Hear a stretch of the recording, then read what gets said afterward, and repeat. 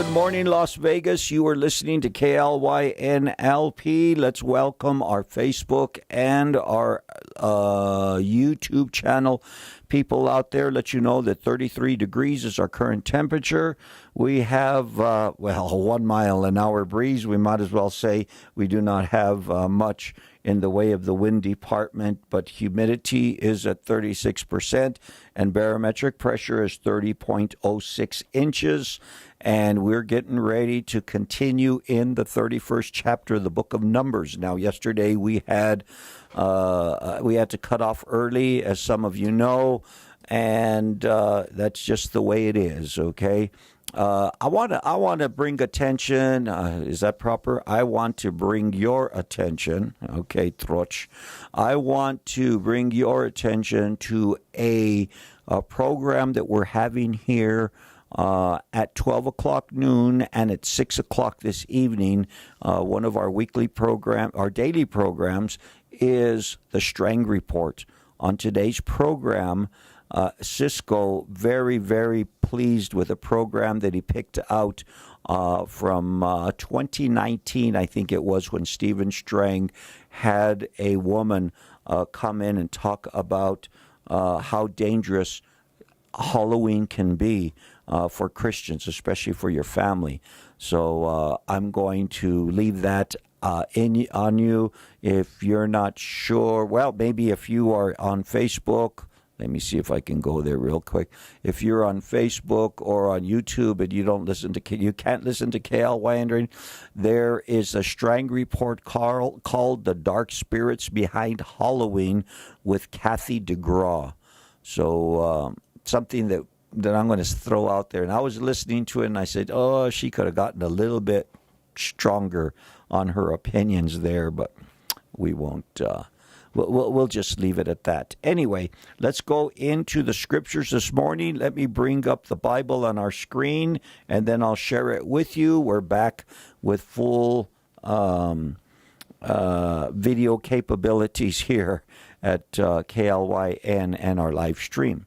So what we see here in the end of the book of Numbers, chapter 31, is that the booty that had been gained by the war against the Midianites was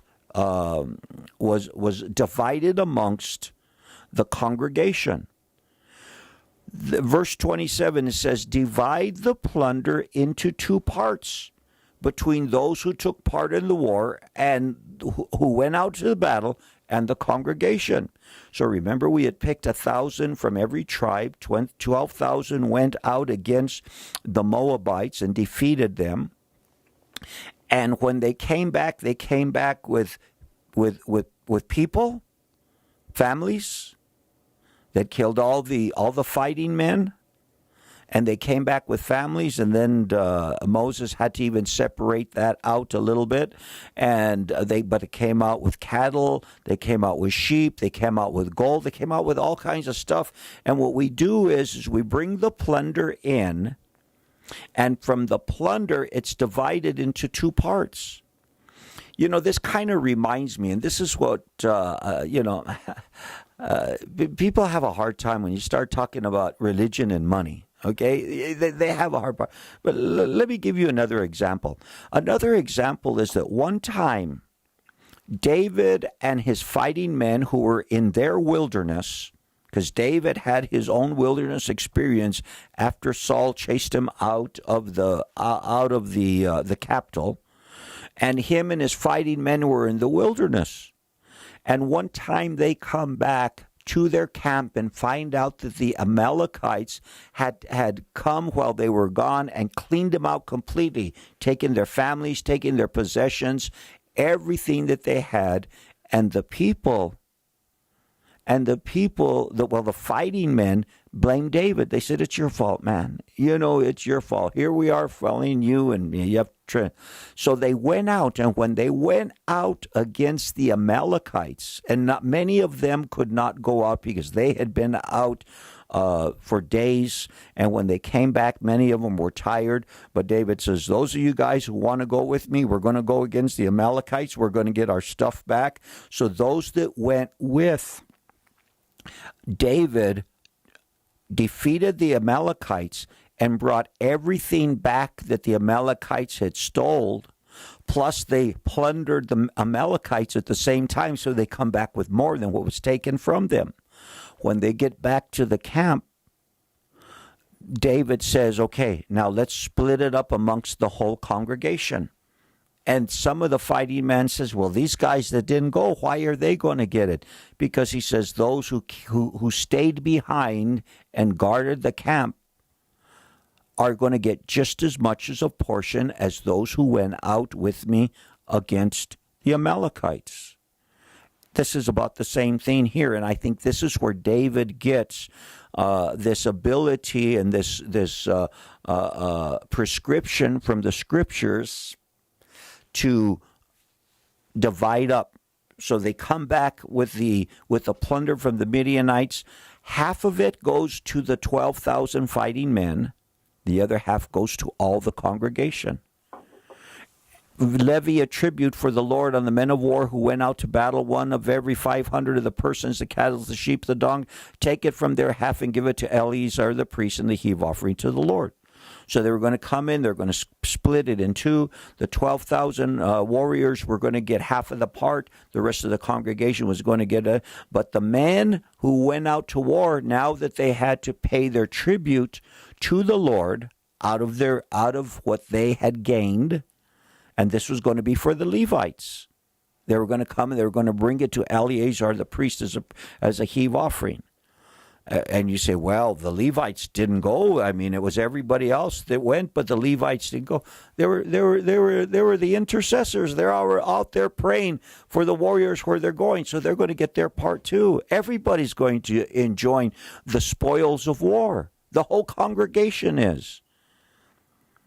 And you know, we have to realize, ladies and gentlemen, that you might not be the one that's out in front all the time. You might not be the one out on Facebook Live all the time. But, hey, the person who's praying, I got people doing intercessory prayer right now at 505-310-9658 and other times at 505-425-3717 and others who we don't even know who they are interceding. I talked to a friend of mine the other day, and we were at the coffee shop, and we're talking, hadn't seen George in a long time. He says, I don't know what's going on, Mark, but the Lord has me praying for you a lot lately. We all enjoy the spoils of war, those who go out as well as those who stay behind. So the priests and the Levites were going to get theirs also. From the children of Israel's half, you shall take one of every 50.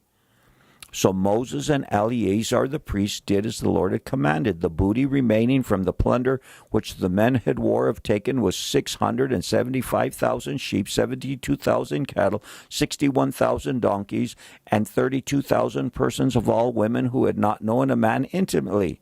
Half the portion for those who had gone out to war was in numbers. So right now they're showing you the numbers of the half, because like, let's say, for instance, 675,000 sheep had been taken. Half the portion for the men who going out to war is 337,500 sheep. So everything is split in half, and they give you those counts and how that it was distributed amongst the people and against those who went out to war, and then how they contributed from the and everybody had. Watch what verse 49 says. Well, let's go to 48, the beginning of a sentence. I think that would be proper. The officers who were over thousands of the army, the captains of thousands, captains of hundreds, came near Moses. And they said to Moses, your servants have taken account of the men of war who are under our command, and not a man of us is missing. 12,000 went out, 12,000 came back. And not only did they come back empty-handed, not only did they come back with a story, but they came back with the spoils of war. Listen, the spoils of war are the souls of men in the new covenant. We need to be battling for our family, our friends, our neighborhood, our co-workers. We have to be battling for them, and the spoils of war are the souls of men, that we would bring people into this born again experience, and they would go from darkness to light, from the kingdom of the devil to the kingdom of our Lord and Savior Christ Jesus. And they belong to him. They belong to us. So they say, we've come back. Not one man is missing. Therefore, we have brought an offering for the Lord, what every man found of ornaments of gold, armlets, bracelets, and signet rings, and earrings, and necklaces, to make atonement for ourselves before the Lord Yahweh. So the fighting men, the 12,000, the captains of thousands, the captain of hundreds, come to Moses saying, not one of us is missing, and we have a free will offering to the Lord. This wasn't something was prescribed. It was something that they did on their own. And they said, listen, we got gold, we got silver, we got a lot of beautiful stuff. And he says, what we wanted, well, this is all gold. I guess it wasn't any silver. Anyway, they said, we want to bring it unto the Lord.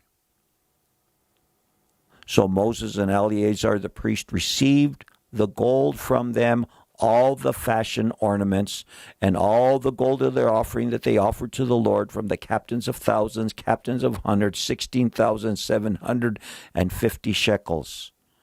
The men of war had taken spoil, every man for himself.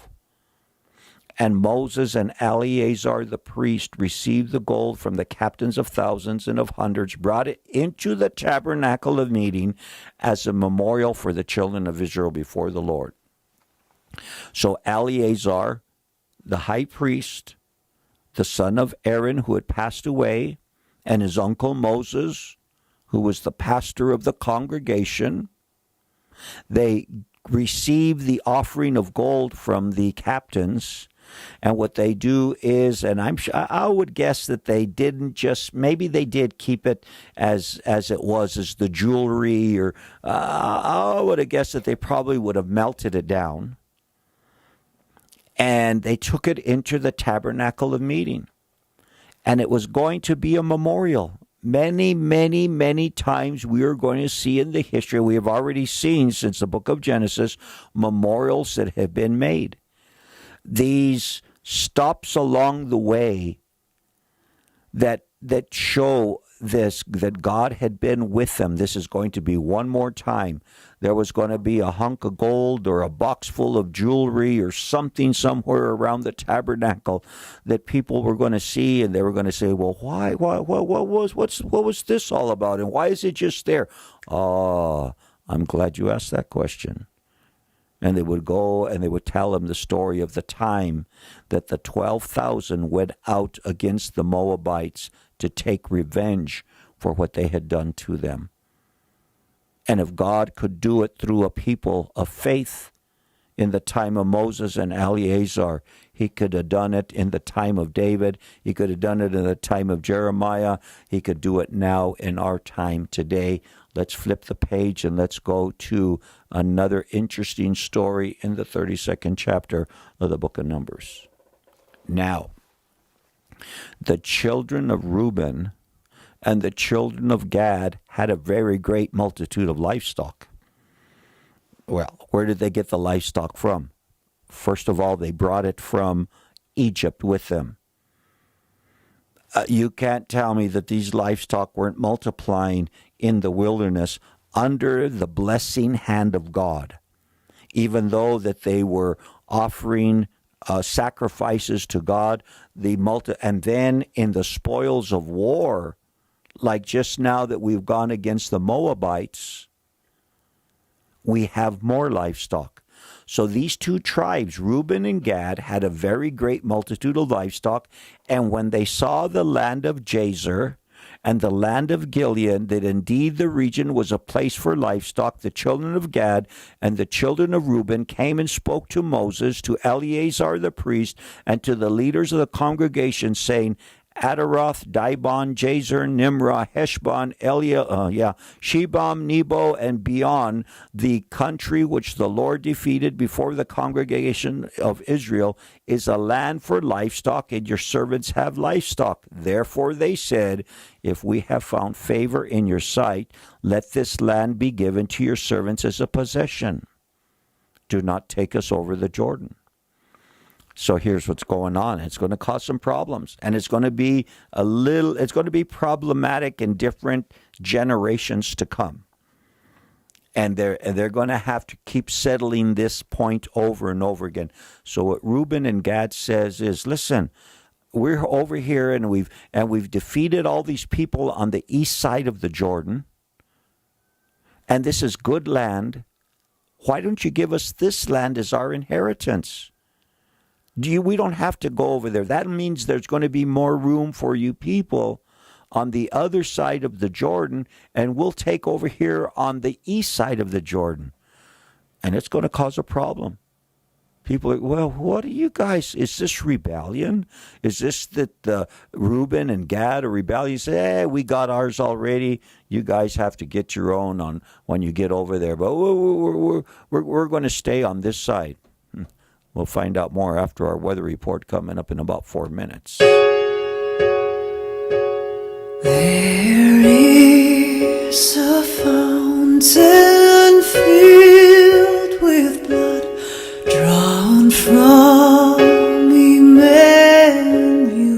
veins, and sinners plunged beneath that flood lose all their guilty stains, lose all their guilty stains, lose all their guilty stains, and sinners plunged beneath that flood lose all their guilty stains.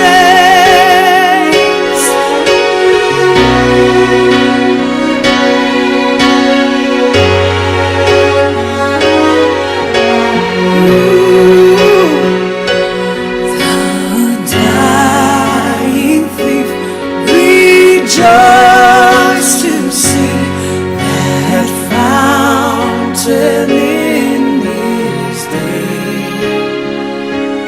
and there may I, the while as he washed all my sins away,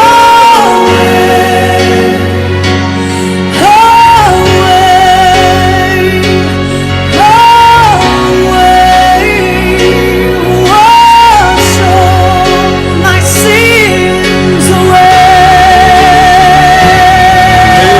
Since by faith I saw the stream that flowing wounds sublime, redeeming love has been my theme, and shall be till I die, and shall be till I die, and shall be till I die. Redeeming love has been my theme, and shall be till I die. Wash all my sins away. Wash all my sins away. Redeeming love has been my theme, and shall be till I die.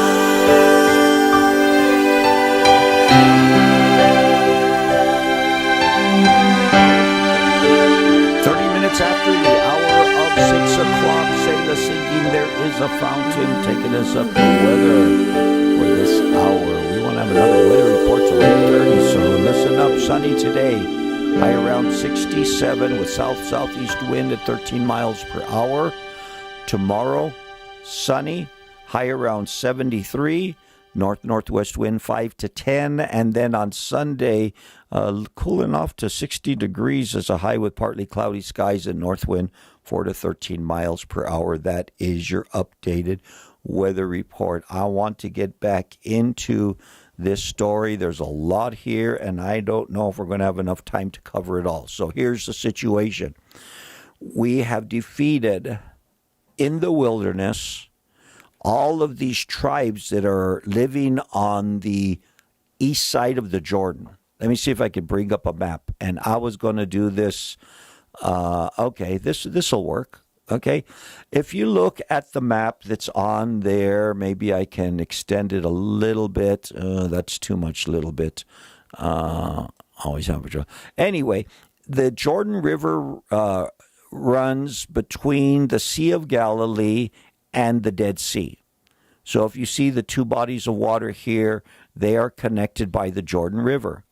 Now, what the people were expecting was that the land of Canaan, which is between the Mediterranean Sea and the Jordan River, was the allotment that God had given them. Gad and Reuben are saying, listen, we've taken all this territory here on the east side. It's a good land. Give it to us. We'll have this place, and we'll take this place, and we'll set our families there. Oh, it was not a happy time. Now, here's a different map that I have. This is after they had split up the land, and you'll see that Reuben is is taking this place here. Gad and even Manasseh was going to jump in on this also. So let's go back unto our scripture, and we'll look at this again. So they're saying, just we'll take this side. Therefore, they said, if we have found favor in your sight, let this land be given to your servants as a possession. Do not take us over the Jordan. And Moses said to the children of Gad and to the children of Reuben, shall your brethren go to war while you sit there? He said, listen, wait a minute, Gad. Wait a minute, Reuben. You leaders of these two tribes come to me saying you want that, so you're going to send 10 tribes over there while you guys take your possession on the east side of the Jordan, and shall your brethren go to war while you sit here? Oh yeah, you'll be over there sitting in your room with your remote and your lazy boy, and your brothers will be over there fighting for the land that God gave them. Why will you discourage the heart of the children of Israel from going over into the land which the Lord has given them? Thus your fathers did when I sent them away from Kadesh Barnea to see the land. And he says, this is what your brothers are going to say. Oh, now there's only 10 tribes. Who else is going to leave us?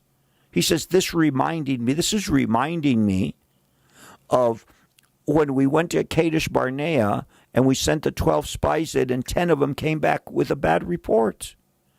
You're going to discourage the people. They're not going to want to enter in, and we're going to wander in this wilderness for who knows how much longer. Maybe we'll never get into the promised land. Thus your fathers did when I sent them away from Kadesh Barnea to see the land. For when they went up to the valley of Eshcol and saw the land, they discouraged the heart of the children of Israel, so they did not go into the land which the Lord had given them. And he says, this is one of the reasons why they didn't enter. So the Lord's anger was aroused on that day, and he swore an oath, saying, none of the men who came up from Egypt 20 years and above shall see the land which I swore to Abraham, Isaac, and Jacob, because they have not wholly followed me, except Caleb the son of Jephunneh, the Kenizzite, and Joshua the son of Nun, for they have wholly followed the Lord. So he says, listen, 38 years ago, or 30-some years ago, because they've been in the wilderness for quite a while, and they're getting ready to go in across the Jordan. Things are getting closer, ladies and gentlemen, and all of a sudden this comes up, and Moses says, don't you remember what happened to your fathers? Don't you remember how the Lord told them that they were going to be in the wilderness because they refused to go in when the Lord said that they could do it? By faith, ladies and gentlemen, it was all by faith. And by faith, by fear, okay, lack of faith, we talked about the faith thing the other day, they did not enter in. So these are all kind of things that are coming up in this request that these two tribes have.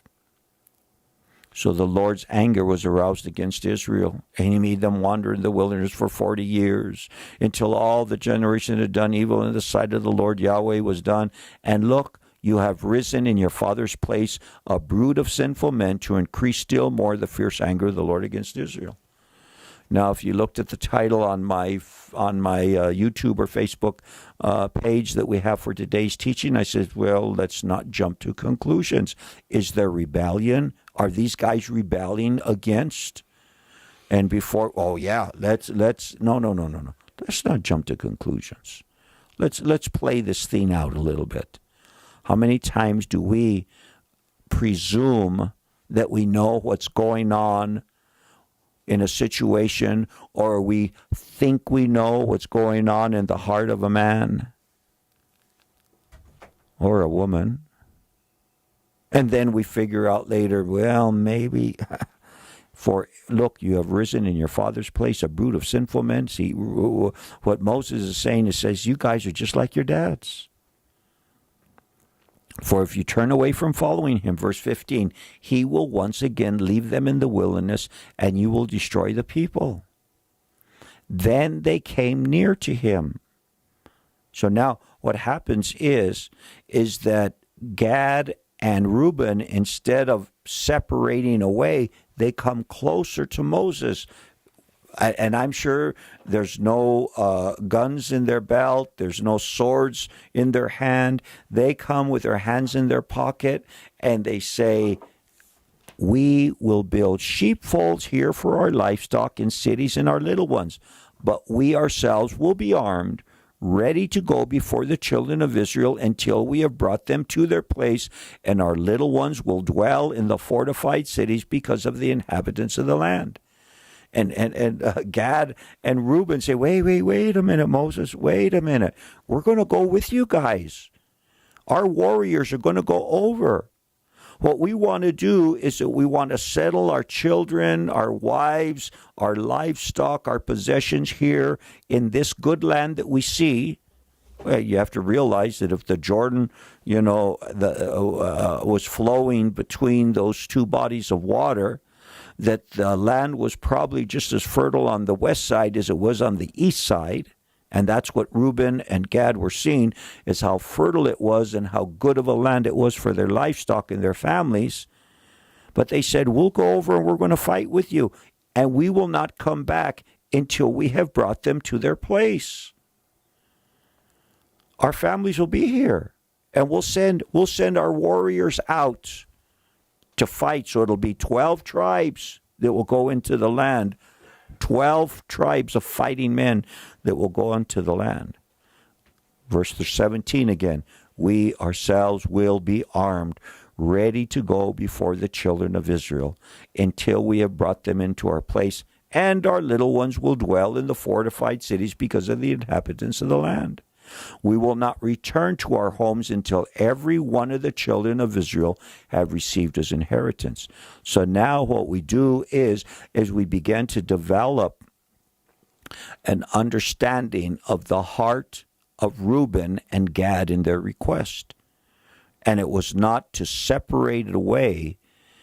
It was kind of an expansionist move is what it was. And at first Moses thought, this is evil, this is not good. And the people had to come to him and say, no. Let's talk about this a little bit. We will not inherit with them on the other side of the Jordan beyond, because our inheritance has fallen to us on the eastern side of the Jordan. So they said, we won't take any of the land on the other side. We'll keep our land on this side, but it'll be one nation, one people. And prove to this. Then Moses said to them, if you do this thing, if you arm yourselves before the Yahweh for the war, and all your armed men cross over the Jordan before the Lord until he has driven out his enemies before him, and the land is subdued before the Lord, and then afterward you may return and be blameless before the Lord, before Israel, and this land shall be your possession. If you do not do so, then take note you have sinned against the Lord Yahweh, and be sure that your sin will find you out. So Moses says, if you do what you're saying you're going to do, glory to the Lord. But if you're trying to buffalo me, and if you're trying to say something that you're going to do, and you don't do it, you're going to be sinning. And here's an important little phrase in the Bible. Be sure your sin will find you out. There's an interesting scripture that says that one of these days, everything, every word, every hidden thing will be brought into the light. Your sin will find you out. People, it's like many of these crimes that have been committed. You got 2 or 3 guys that commit a crime, and at first they think they get away with it, and then one of these days some guy walks into a bar, has too many tequilasos, and then before you know it, he starts blabbing and telling everybody what they did, and a police guy is standing there listening to everything that he did. He follows it on the information that he gets and finds out that, yep, they arrest him, take him to jail, and they send him to prison. One way or another, be sure your sin will find you out. And this is what Moses is telling Reuben and Gad. If you're telling me one story, but you're going to do another, watch out.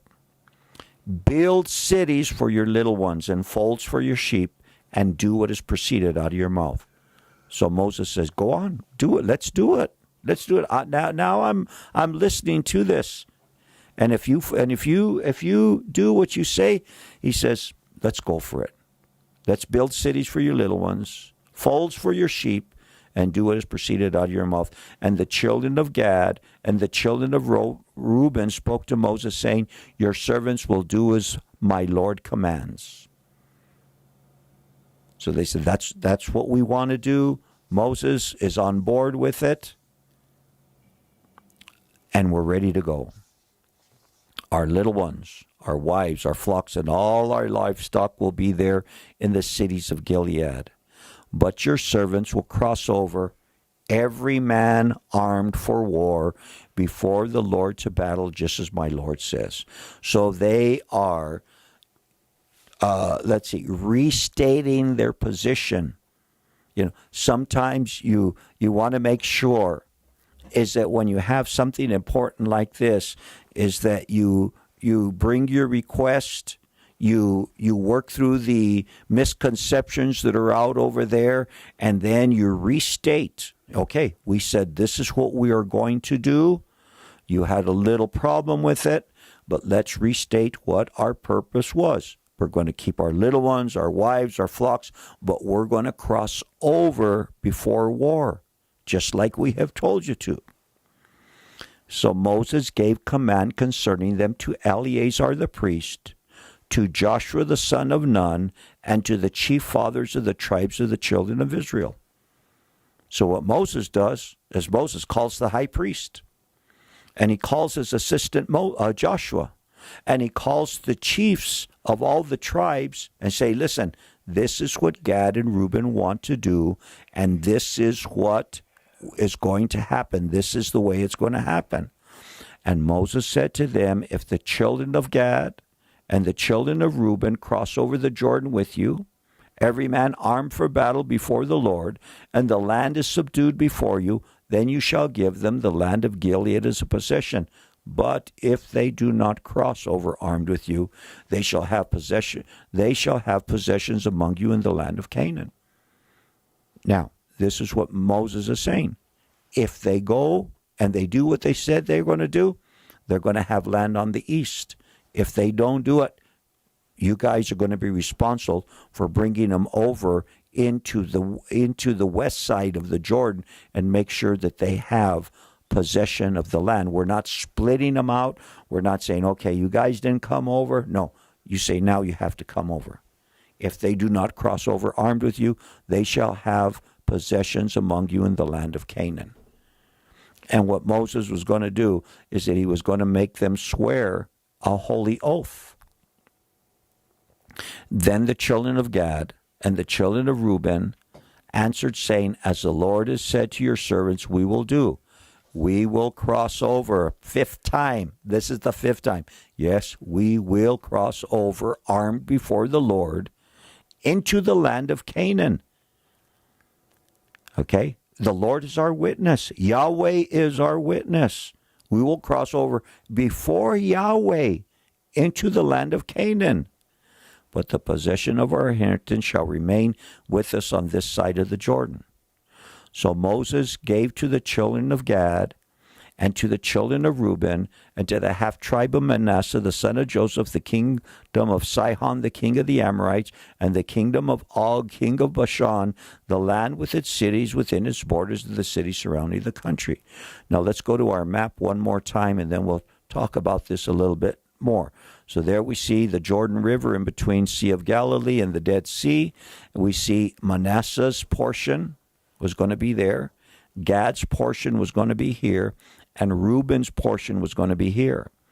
And Manasseh was going to have both portion on the east and also on the west side. So they were going to have quite an extensive portion. Judah down here on the south, on the west side, was always going to be the biggest one because they were the largest tribe, and we've already seen how God said, give it according to the size of the tribe and split it up. But notice how Moses at first doesn't understand. They restate their position. They come to an agreement. Then Moses calls the leadership of all the other tribes and the priest. And what they did is they almost, it doesn't say that they did, but they probably signed a document, In those days it said, this is what we intend to do. This is what we say we're going to do. This is what happens if we don't do it, and get all the I's dotted and all the T's crossed so that the people, there was going to be other times. Now, Gad and Reuben were going to do exactly what they said they were going to do. When they're going back after they've done what they said they were going to do, and the fighting men are going back to the east side of the Jordan, there's going to be another problem. And then later on in the history of Israel, there's going to be another problem because of this. But it's all going to be taken care of, and the misconceptions and the jumping to conclusions and the presumptions and everything will be ironed out. But they had to state their position. They had to make sure that they knew that everybody was, as we say, on the same page. So Moses, verse 33, gave to the children of Gad, to the children of Reuben, to the half-tribe of Manasseh, the son of Joseph. I don't know where Manasseh came in until now and why Manasseh came in, but they did. And the kingdom of Sihon, the king of the Amorites, the kingdom of Og, the king of Bashan, the land with its cities and the borders, the cities surrounding the country. Now, Sihon and Og were direct descendants of the Nephilim. Og was a giant, a Nephilim. In fact, Og's casket was 9 cubits long. So a cubit is about 1.5 feet, 18 inches. Figure out that his casket was 13.5 feet long. You don't need that for a 5'8" brown boy, okay? You don't need that. You can fit 2 of us in there. You can put 3 of us almost in there. But no, Og was one of those Nephilim, one of those that they called him Rephaim and different names after the flood and after all that stuff. But Og was one of those that had the corrupted blood from the corruption of the Nephilim. The land with the cities within its borders, the cities of surrounding country. And the children of Gad built Dibon and Ataroth and Aror, Atroth and Shophan and Jazer and Jogbehah, Beth Nimrah, Beth Haran, fortified cities and folds for sheep. So Gad goes and what they did is that all they had to do is they had to remodel that which had been there already. The kingdom of the Amorites and the kingdom of the people of Bashan had houses. They had pasture land. They had what do you call them? Places with fences to where you could keep their livestock. And all they had to do was rebuild them after they had defeated them in battle. Fix them up the way they like them. Little paint job here, fix a post there, build on a little house there, add to another house there, and everybody had in the children of Gad in these different cities. The children of Reuben rebuilt Heshbon and Elieli and Kirjath Jaim, Nebo, Baal-Meon, their names being changed. Yeah, they're not going to keep the name Baal, that's for darn sure. Shibma, they gave other names to the cities which they built, and the children of Machir, the son of Manasseh, went to Gilead and took it and dispossessed the Amorites who were in it. So Manasseh says, well, we want part of this. Let's go back to our map. We want part of this, and the Amorites are still living in this land. Here is where Reuben had taken over these cities and had rebuilt these cities. And Manasseh says, well, we're going to go in over here. We're going to take out the rest of the Amalekites, and we're going to take our possession here on the east side of the Jordan. And they joined in on the party. It was not a rebellion against the tribes. It was not a splitting. This could have caused division. This could have caused a lot of separation between the people, but it never really did that I can remember in the Bible to where it caused real and unity is very, very, very important. And Moses at first thought, you know what? The unity is being broken here. And the leaders of these three tribes had to make sure that Moses knew that we are not splitting. We are not breaking fellowship with you people. Breaking fellowship is big, my brothers and sisters. We don't understand it. We don't get it anymore. It's very easy for us to break fellowship. And we just say, well, I'm out of here. I don't like it. And then you take your problem over to the next place that you go. Breaking fellowship is a big thing in the eyes of God. And Moses was going to make sure that this wasn't going to be it, or else he was going to take care of business. But he didn't have to, because their hearts were in the right place, and they had to prove that their heart was in the right place. But the people of Gad, the people of Reuben, and now the children of Manasseh take the land and get it ready for their children, for their wives, for their livestock, and the men of war. Once they got their kids settled, we're going to get ready, their family settled, we're going to get ready to go to war when it was time to cross over the Jordan. And all 12 tribes were going to go over the Jordan. It was not going to be just 10 of them that were going to go, or 9 of them that were going to go. It was going to be the full contingent, the full covenant people were going to move over the border into the land so that the other 9 could take their possession. And exactly it was 10 because Manasseh was going to have land on both sides, and part of it there. The children of Machir, the son of Manasseh, verse 29, went to Gilead, took it, and dispossessed the Amorites who were in it. This was, as I've said already, a part of the land that had not been cleansed out. So Manasseh says, hey, let's go to work. Let's get these guys out of here. The Amorites, they dispossessed the Amorites. I think I said the Amalekites one time, but it was not them. It was the Amorites.